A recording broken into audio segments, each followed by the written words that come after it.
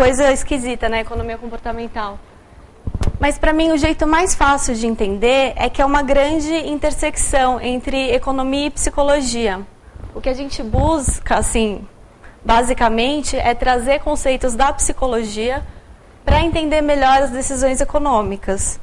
Então, aqui eu pus uma citação do Kramer e do Lowenstein, que eu acho que resume bem tudo isso. Eles são dois dos principais economistas comportamentais. O que eles falam é que todo estudo de economia se baseia em alguma forma de psicologia implícita. A única questão é se a psicologia implícita é boa psicologia ou má psicologia. Nós pensamos que seja simplesmente pouco sábio e ineficiente estudar economia sem dar alguma atenção à boa psicologia. Então, a gente não está propondo nada radicalmente novo, porque a economia é uma ciência social.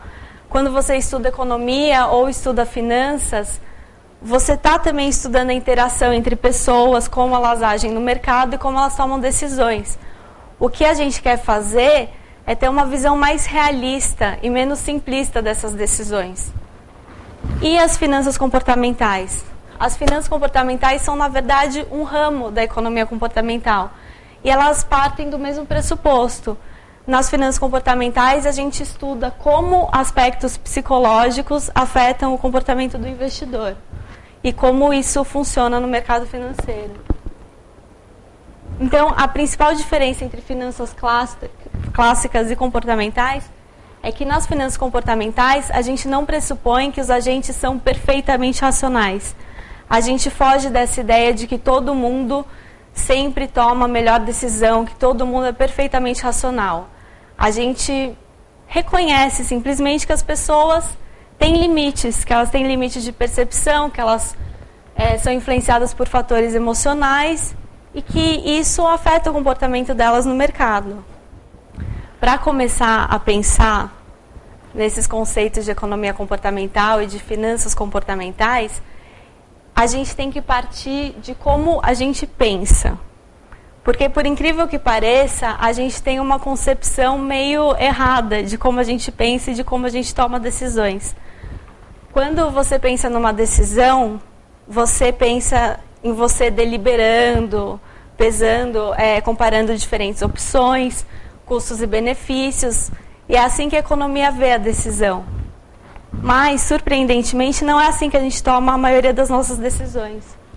Na maior parte do tempo, a gente toma decisões de maneira rápida, automática e sem se dar conta dos motivos por trás dessa decisão.